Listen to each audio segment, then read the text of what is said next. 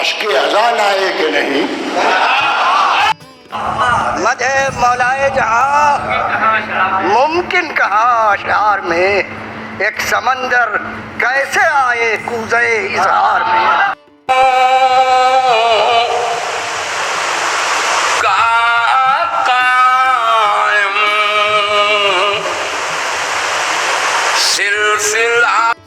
او گواہی نبوت کی دی ہر نبی نے، اس کی زینت ہو ہماچل کی ستا، جس کی کیوں نہ ہو باپ عبداللہ ماں ہیں ہم۔ السلام علیکم۔ آج میں ایک ایسی یادگار شام کی یاد تازہ کر رہا ہوں کہ جس میں ہم نے دیکھا تھا ایسے ایسے شعراء کو کلام پڑھتے ہوئے جو واقعی اپنے آپ میں یادگار ہے۔ وہ رات 1997 کی ایک یادگار رات تھی جس میں ہندوستان کے مشہور و معروف شعراء کرام جائس ضلع رائے بریلی تب ہوا کرتا تھا، حالانکہ اب امیٹھی ہے۔ جائس میں امام بارگاہ صدر سیدانہ پر جمع ہوئے تھے اور انہوں نے اپنے بہترین کلام سے نوازا تھا۔ ان میں سر فہرست نام جو تھے وہ مجھے جہاں تک یاد ہے، میرے حافظے پر آپ یقین کریں اور میں کوشش کر رہا ہوں کہ اس رات کی آپ کے سامنے بات رکھی جائے۔ جیسے محفلیں شروع ہوتی ہیں، جیسے جشن عید میلاد النبی شروع ہوتے ہیں، ویسے ہی ابتدا میں بچوں نے اپنے کلام پڑھے تھے۔ اس کے بعد اس سے تھوڑا سا اوپر کے درجے کے جو لڑکے ہیں جوان، انہوں نے اپنا کلام پڑھا۔ اس کے بعد وہ وقت آتا ہے دھیرے دھیرے جس میں شعراء کی باری آتی ہے۔ مجھے یاد ہے وسیع جونپوری نام کے ایک نوجوان شاعر آئے تھے 1997 کی اس محفل میں، جائس میں ترنم سے انہوں نے اپنا کلام پڑھا تھا اور بہت شاندار آواز تھی۔ ان کے چند شعر مجھے یاد رہ گئے۔ انہوں نے پڑھا تھا کہ جس سے آتی ہو محمد کے پسینے کی مہک، جس سے آتی ہو محمد کے پسینے کی مہک، بس اسی راہ کو ہم راہ گزر کرتے ہیں، چوم لیتے ہیں تصور میں بنا کر روضہ، یہ وہ بدعت ہے جو ہم شام و سحر کرتے ہیں۔ بہت پسند کیا گیا تھا اس وقت جو سامعین موجود تھے، حالانکہ اس سمے جب میں بات کر رہا ہوں آپ کے سامنے 2024 چل رہا ہے۔ 1997 یعنی 27 سال پہلے ہمارے بزرگ بھی زندہ تھے اور وہ محفلوں میں شریک ہوتے تھے اور رات بھر محفل سنتے تھے۔ تو وسیع جونپوری نے اپنا کلام پڑھا۔ اس کے بعد جو مجھے یاد ہے جائس کے ایک نوجوان شاعر اشفاق جائسی نے اپنا کلام پڑھا تھا، جو غالباً ان کے ماموں اسلم سہیل صاحب جو کوہنامہ شاعر تھے جونپور کے، ان کا کلام تھا۔ ان کا مطلب تھا کہ محمد کے رخ روشن کی تابانی نہ پائے گا، محمد کے رخ روشن کی تابانی نہ پائے گا، اب اس مطلع کا کوئی مطلع ثانی نہ پائے گا۔ کہاں ہیں آئیں اور دیکھیں ذرا وہ حوض کوثر پر، جو کہتے تھے حسین ابن علی پانی نہ پائے گا، جو وابستہ نہیں ہے آپ کے دامان رحمت سے، حقیقت میں وہ اطمینان روحانی نہ پائے گا۔ تو یہ اشفاق جائسی نے پڑھا اور بہت سراہا گیا، بہت پسند کیا گیا۔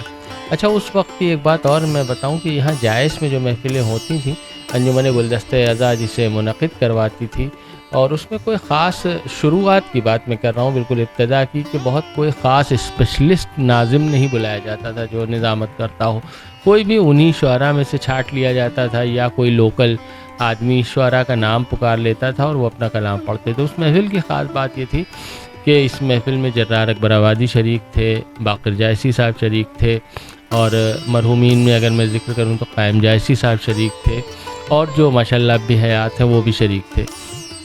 لیکن اس محفل کی ایک خاص بات یہ تھی کہ جو میر انیس کے اعلی اللہ مقاموں کے چھٹی پشت سے تعلق رکھتے ہیں، لکھنؤ کے بہت قدیم روایتی انداز میں شاعری کرنے والے جناب تجسس اعجازی صاحب، وہ بھی تشریف لائے تھے، اور انہوں نے بالکل آخر میں مجھے یاد ہے انہوں نے اپنا کلام پڑھا تھا، اور پورا کلام تو مجھے یاد نہیں رہ گیا، لیکن انہوں نے جو حمد پڑھی تھی اس کے 2 مصرے اتنا اچھے لگے مجھے بھی اور عوام کو بھی جو وہاں موجود سامعین تھے انہیں بھی، کہ مجھے آج بھی یاد ہے۔ انہوں نے پڑھا تھا، نامکمل ہے میری فکر مکمل کر دے، مثل زنجیر تسلسل کو مسلسل کر دے۔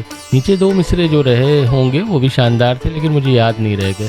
اس کے بعد جو باقر جائسی صاحب جو اس وقت بھی ایج میں ان کا پیک ٹائم تھا، اور وہ جس طرح سے کلام پڑھتے تھے، ترنم میں بھی پڑھتے تھے اور تحت میں بھی پڑھتے تھے، انہوں نے اسی محفل میں یہاں سے ابتدا کی تھی قبر کی دہشت وحشت پرسشت کوئی نہ حامی الا اللہ، رحمت عالم تیرے تصدق خوب بچے سبحان اللہ۔ قبر سے نکلے تھک کے فرشتے پوچھ نہ پائے ایک سوال، لیتا رہا میں نام محمد کہتے رہے وہ صلی اللہ۔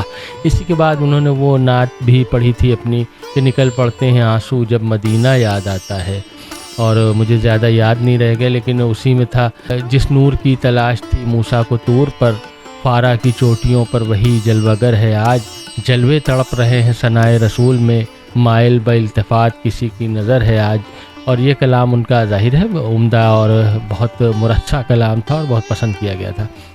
اس کے بعد ہمارے بہت قریب ترین قصبے نصیر آباد کے ایک بہت عظیم شاعر کے بیٹے قاسم شبیر صاحب کے بیٹے خادم شبیر نقوی نصیر آبادی صاحب نے کلام پڑھا تھا، اور وہ جو 4 مصرے انہوں نے پڑھے تھے پیغمبر اکرم صلی اللہ علیہ وآلہ وسلم کی شان میں، وہ یادگار تھے، مجھے بھی یاد ہیں اور میں امید کرتا ہوں کہ جنہوں نے سنا ہوگا انہیں بھی یاد ہوں گے۔ انہوں نے پڑھا تھا کہ لے کے ہر زیست کو پیغام بقا آتی ہے، تیرے روضے سے جو ٹکرا کے ہوا آتی ہے، لوگ کہتے ہیں محمد کو کہ ہم جیسے تھے، لوگ کہتے ہیں محمد کو کہ ہم جیسے تھے، ہم کو دہرانے میں یہ بات حیا آتی ہے۔ اس کے بعد جرار اکبر آبادی صاحب نے اپنا کلام پڑھا تھا، اور مجھے لگتا ہے وہ ان کا کلام شاہکار کلام ہے حضرت پیغمبر آخر کی منقبت اور مدحت کے سلسلے سے۔ انہوں نے پڑھا تھا غریب پرور سکون محور جو شہر خیر البشر نہ ہوتا، ہمارا سر ہوتا ٹھوکروں میں، نصیب میں کوئی در نہ ہوتا۔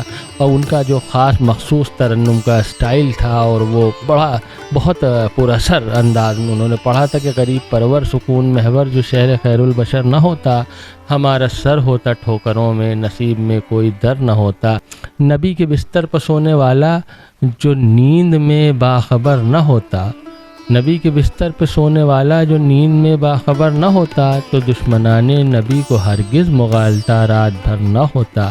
ہر ایک فنکار چاہتا ہے کہ اس کے فن کا مظاہرہ ہو، وہ کیوں سجاتا یہ بزم ہستی اگر کوئی دیدہ ور نہ ہوتا۔ اور اسی میں شعر تھا کہ حبیب داور تمہیں مبارک، ہر ایک میدان میں فتح حیدر، مباہلے کا جو مارکا تھا بغیر زہرا کے سر نہ ہوتا۔ اور ایک شعر اس میں اور بہت خاص تھا کہ یہ ہم سے کیا پوچھتے ہو لوگو، ہے حکم جس کا اسی سے پوچھو، فرشتہ خیاط کیسے بنتا تقیہ جائز اگر نہ ہوتا۔ تو عقیدے کے سلسلے سے ان کا یہ شعر بہت پسند کیا گیا تھا، اور مجھے جہاں تک یاد ہے بار بار شعر پڑھوائے جا رہے تھے۔ اس وقت ہمارے جو وطن کے بزرگ تھے ان میں کس کا نام لوں، میرے خیال سے حاجی آباد حسن صاحب کی صدارت میں وہ محفل ہو رہی تھی، اور بزرگوں میں علمدار حسین نقوی صاحب اور جو بہت سے نام ایسے ہیں جو موجود تھے، ان کی پذیرائی، ان کی داد و تحسین سے ظاہر ہے ایک ماحول بن گیا تھا۔ اس کے بعد تجسس اعجازی صاحب کا میں نے ذکر کیا کہ انہوں نے اپنا جو کلام پڑھا تھا، اور اس کے بعد ڈاکٹر ضمیر احسن صاحب الہ آباد سے آئے تھے شاعر، اور برادران اہل سنت سے تعلق تھا ان کا، اور ان کا بھی ترنم بڑا مخصوص تھا اور بہت اسٹائل تھا ایک خاص جس طرح سے وہ پڑھتے تھے۔ انہوں نے جو اپنا کلام پڑھا تھا اس میں مجھے 4 مصرے ان کے یاد ہیں۔ انہوں نے پڑھا تھا کہ ہم اذن کن کی وضاحت تمام کرتے ہیں، ہم اذن کن کی وضاحت تمام کرتے ہیں، یہ کائنات محمد کے نام کرتے ہیں، وہ اوج عرش اولا پر خرام کرتے ہیں، وہ اوج عرش اولا پر خرام کرتے ہیں، کرم یہ ہے کہ زمین پر قیام کرتے ہیں۔ تو ڈاکٹر ضمیر احسن صاحب نے کلام پڑھا تھا، مقبول جائشی صاحب نے پڑھا تھا، قائم جائشی صاحب نے پڑھا تھا، اور بہت سے شعراء اس میں آئے تھے۔ تو یہ ایک یادگار محفل تھی۔ میں جہاں تک سمجھتا ہوں پہلے اتنی سجاوٹ اور آرائش اور زیبائش پر خرچ نہیں کیا جاتا تھا، بلکہ ایسے کہنا مشت شاعر بلائے جاتے تھے محفلوں میں کہ جن کے کلام میں وہ بات ہوتی تھی جو عوام الناس کے لیے ایک سبق ہوتی تھی، کچھ سیکھنے کو ملتا تھا۔ ہم جیسے بچے جو اس وقت بیٹھے ہوتے تھے انہیں تمیز پیدا ہوتی تھی ان میں کہ کس طرح سے شعر کس سلیقے کے ساتھ کہے جاتے ہیں، کیسے لفظوں کا استعمال کیا جاتا ہے، کیسے خیال کو نظم کیا جاتا ہے، اور کس طرح سے ایک موتیوں کی مالا کی طرح شعر کلام میں پروئے جاتے ہیں۔ آئندہ پھر کسی یاد کے ساتھ آپ کی خدمت میں حاضر ہوں گے۔ ہمیں سبسکرائب کر لیں۔ ہم کسی اور پروگرام اور کسی اور محفل کی یادوں کے ساتھ آپ کے سامنے جلد حاضر ہوں گے۔ شکریہ۔